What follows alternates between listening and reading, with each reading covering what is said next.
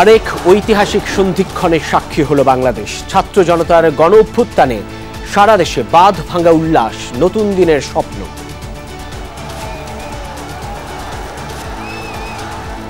এই বিজয় সারা বাংলাদেশের ছাত্র সমাজে জান্নাতে গেলে যে শান্তি পাওয়া যায় তার চাইতে বেশি আমি শান্তি পাচ্ছি এখন। ছাত্ররা সবসময় অন্যায়ের প্রতিবাদ করেছে, ভবিষ্যতে করবে, সবাইকে হুঁশিয়ার করে দিতে চাই।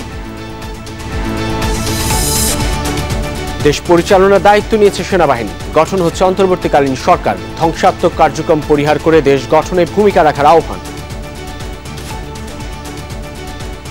ইন্টারিম গভর্নমেন্টের মাধ্যমে এদেশের সমস্ত কার্যকলাপ চলবে।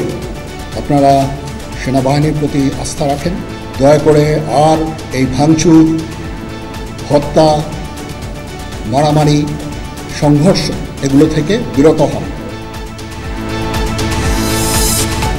পদত্যাগ করে দেশ ছেড়েছেন শেখ হাসিনা। সামরিক হেলিকপ্টারে করে যান ভারতে।